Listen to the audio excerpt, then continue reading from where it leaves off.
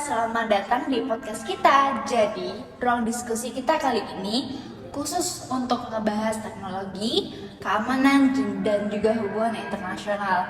Nah, pada kesempatan kali ini aku nggak sendirian nih, aku ditemani sama teman aku. Hai, aku Novita. Hari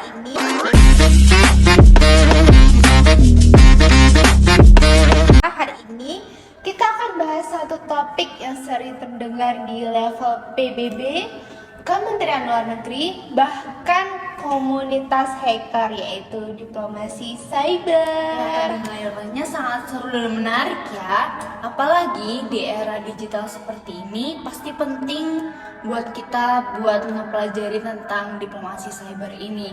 Tapi biasanya kita dengar diplomasi itu soal negosiasi dan politik luar negeri aja nggak sih? Tapi ternyata sekarang juga bisa masuk loh ke dunia maya. Oke, jadi duduk yang nyaman, kita mulai perjalanan kita ke dunia diplomasi di era digital. Sebelum membahas lebih dalam ke diplomasi cyber nih, kita harus mulai dari dasar dulu. Menurut kamu apa sih diplomasi itu? Jadi menurut aku diplomasi itu semacam seni dan praktik dalam bernegosiasi, membangun hubungan dan mencapai kesepakatan antar negara atau organisasi. Biasanya sih melalui komunikasi, dialog, dan cara non-kekerasan.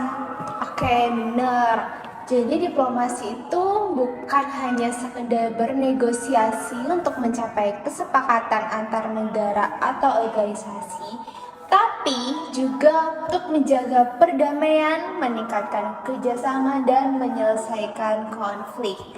Oke nih, sekarang kita tahu ya apa itu diplomasi. Sekarang kita masuk ke diplomasi cyber. Menurut kamu apa sih diplomasi cyber itu? Jadi diplomasi cyber adalah suatu upaya yang dilakukan oleh negara, kelompok, individu, bahkan perusahaan teknologi untuk mengelola hubungan dan kepentingan mereka di dunia maya. Diplomasi cyber atau cyber juga bertujuan untuk melindungi kepentingan dan memajukan hubungan politik, ekonomi, budaya, ataupun ilmiah. Betul, dunia cyber itu ibarat dunia paralel. Dari realitas kita sekarang. Ada kerjasama, tapi juga ada konflik, dan semuanya terjadi lewat data, server, dan protokol. Nah, jadi diplomasi cyber itu bukan soal cuman IT atau hacker aja ya teman-teman, tapi bagaimana negara bernegosiasi, menyusun aturan, dan merespon ancaman digital secara damai. Oke, bisa dibilang diplomasi model baru di zaman yang serba digital seperti sekarang ini. Betul sekali. Oke nih, sekarang kita masuk ke tujuan utama dari diplomasi cyber. Sebenarnya ada banyak sih tujuan dari diplomasi cyber ini, tapi pada podcast kali ini kita akan rangkumin buat kalian yang paling penting. Ada 7 poin. Yang pertama ada menjaga hubungan damai antar negara. Yang kedua ada menangani pengaruh digital negatif seperti hoax dan propaganda. Yang ketiga ada mengelola dan menegosiasikan masalah cyber seperti peretasan atau penyebaran malware. Yang keempat ada menetapkan norma dan etika digital antar negara. Yang kelima ada mendorong perilaku politik yang bertanggung jawab di dunia maya. Yang keenam ada menyelesaikan krisis siber secara kolaboratif. Yang ketujuh atau yang terakhir ada membangun masyarakat digital global yang aman dan adil. Oke, kalau kita perhatikan semua tujuan diplomasi cyber ini mengarah ke satu hal, yaitu keamanan dan stabilitas global di ruang digital. Betul, karena di era sekarang tuh bukan cuma perang senjata aja yang bisa menghancurkan suatu negara, tapi juga serangan digital yang mampu melumpuhkan semua sistem pertahanan, sistem energi dan kelistrikan, sistem perbankan, sistem kesehatan, dan sistem penting lainnya yang dimiliki oleh suatu negara. Dan diplomasi cyber ini dapat jadi garda terdepan untuk mencegah itu semua terjadi. Sayangnya, diplomasi cyber juga menghadapi tantangan yang cukup besar.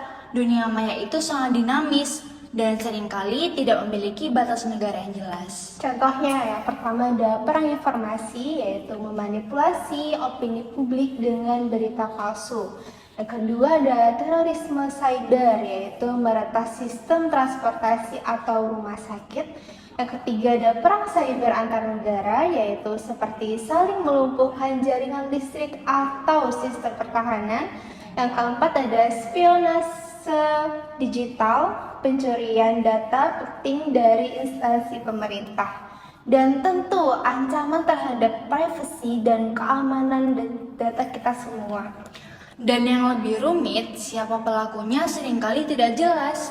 Bisa individu, bisa negara, bisa kelompok bayangan. Itulah kenapa diplomasi cyber penting. Ia berfungsi untuk membuka jalur komunikasi, mencegah eskalasi, dan menyusun perjanjian yang saling menguntungkan. Lalu, bagaimana sih cara negara-negara menghadapi semua tantangan itu? Jawabannya ada pada berbagai strategi diplomasi cyber yang dirancang khusus untuk zaman digital. Yang pertama ada memperkuat keamanan cyber nasional, termasuk pengembangan firewall, enkripsi, dan pelatihan SDM. Yang kedua ada membentuk satuan tugas khusus anti serangan cyber. Yang ketiga ada reaksi cepat tanggap dan sistem backup data nasional. Yang keempat, ada kolaborasi teknologi internasional, misalnya antar negara ASEAN atau melalui forum seperti ITU. Yang kelima, ada membangun narasi positif untuk memperkuat citra negara dan mencegah polarisasi. Yang keenam, ada menyelaraskan dan menegosiasikan kepentingan antar negara, misalnya soal data atau AI. Jadi, kunci dari semua ini adalah di koordinasi dan transparansi. Karena tanpa itu, dunia cyber bisa jadi lahan konflik yang tidak terkendali. Dan jangan lupa, strategi ini juga melibatkan masyarakat. Literasi digital, etika online, dan kesadaran cyber kita semua juga bagian dari pertahanan negara. Supaya lebih nyata, yuk bahas contoh kasusnya. Misal, kasus serangan ransomware WannaCry tahun 2017, sistem rumah sakit di banyak negara lumpuh. Keamanan dalam negeri Amerika Serikat. Hingga Senin malam, mereka memprediksi 300.000 komputer sudah terserang. Despite appearing to be criminal activity intended to raise money, it appears that less than $70,000 has been paid in ransoms, and we are not aware if payments have led to any data recovery. Negara-negara akhirnya berkoordinasi, berbagi data, dan memperkuat sistem keamanan bersama. Atau peran Indonesia di forum internasional seperti ASEAN yang aktif memperjuangkan norma keamanan cyber regional. Kita juga bisa bertanya ke pendengar loh. Menurut kamu, apakah negara kita sudah siap menangani ancaman cyber? Tulis di kolom komentar. Diplomasi cyber bukan sekedar istilah keren dari dunia teknologi. Ini adalah kenyataan baru dari hubungan internasional modern. Negara-negara harus belajar bukan hanya dari sejarah perang, tapi juga dari pola serangan digital dan tantangan masa depan yang tanpa batas negara.